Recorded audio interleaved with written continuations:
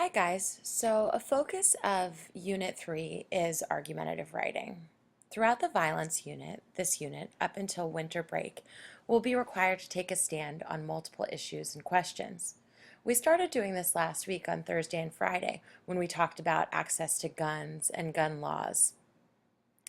One thing I've noticed is that we're struggling with selecting good evidence when we take a stand on an issue. So today we'll be practicing that skill. So we all know what a claim is. A claim is your debatable argument or answer to a question. Now, a claim is your opinion, and it's, equally correct or valid to argue yes or no. On Friday, we answered this question. If it was more difficult to access guns, do you think the crime rate would go down? Some of you argued yes, and others argued no. Both are valid, debatable claims. What really matters, though, is the evidence you select to prove the claim. Evidence are like the details or facts or reasons that you use to support your claim. So if you selected yes, you would have to support your claim with different evidence than if you selected no. There's many types of evidence, such as textual evidence, numerical data, or anecdotes. For this unit, we're going to focus mainly on textual evidence and numerical data. Good evidence has three characteristics. It's relevant, it is accurate, and it is reliable. The first one says good evidence is relevant. By relevant, I mean it is appropriate or significant or important to the claim at hand. So just like I was saying before, if you chose to answer Friday's question with yes, your evidence would look very different than if you argued no. You have to select evidence that directly proves the claim that you are arguing. Here are two examples of potential pieces of evidence. This person chose to argue yes. If it was more difficult to access guns, the crime rate would drop. Here are two real pieces of evidence that students chose on Friday.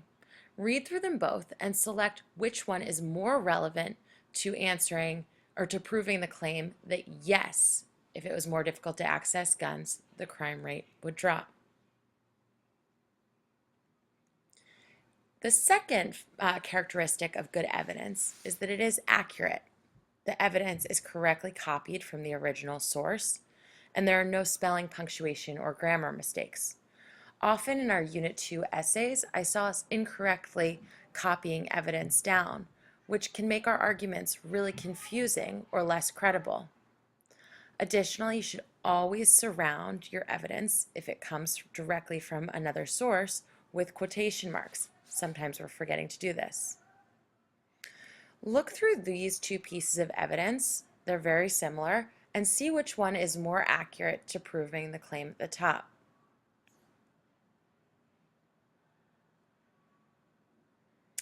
Finally, good evidence is reliable. Now, for most of this unit so far, I've been giving you sources. Any source I give you, I sort of vet the source beforehand and check to make sure it is credible. So I've given you documents to read from the New York Times and from the Atlantic and other news sources that I believe are accurate. Later on in the school year, you'll actually be determining whether or not sources are credible, but don't worry about that for now.